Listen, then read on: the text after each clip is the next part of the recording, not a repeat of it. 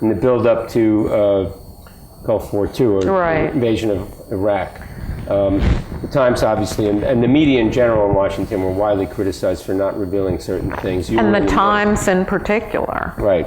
And you were in the middle of that. What insights did you learn from that? Is there things you would have done differently now you were the Washington bureau chief?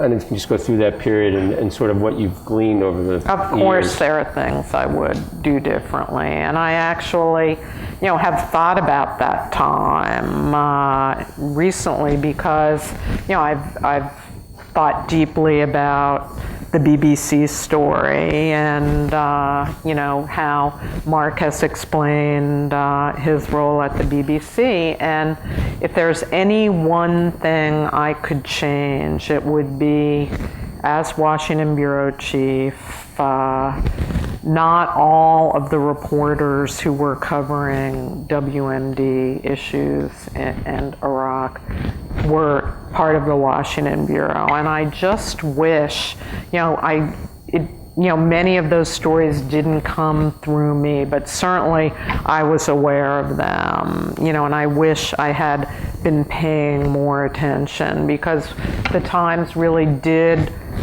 brandish on the front page some very questionable stories that were based on, Iraqi defectors who had an interest in promoting the toppling of Saddam Hussein, who were going around to various reporters, including reporters at the Times, peddling, the story of this ramped up WMD program, which of course didn't exist. So that is number one. I wish I had paid more attention. And journalism isn't a game that you play with 2020 hindsight vision, unfortunately. I'm sure, that many people at the BBC wish, gee, I wish I had been, paying more attention to the documentary and whatnot. So number one, I wish I was paying more attention to the totality of the coverage, and some of the stories that were faulty, including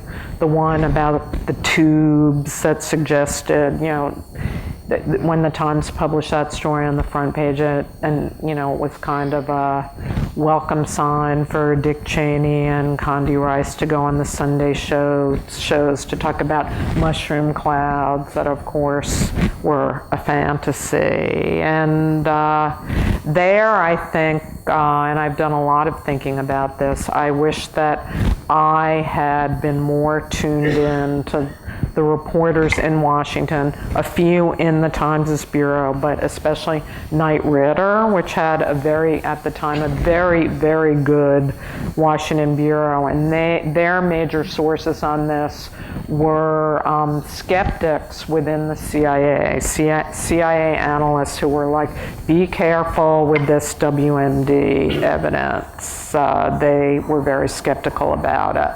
And some of our intelligence reporters did those stories too, but they tended to be played on page A10 instead of the front page, where all the scary stories about biochemical and even nuclear weapons vis-a-vis Iraq were played. And when our first public editor wrote about this, it was Dan Okrent. He had a great line. He said, the bad stories were played as the lead of the paper, and the right ones were played as quiet as lullabies, and that's true, and I wish I could change that.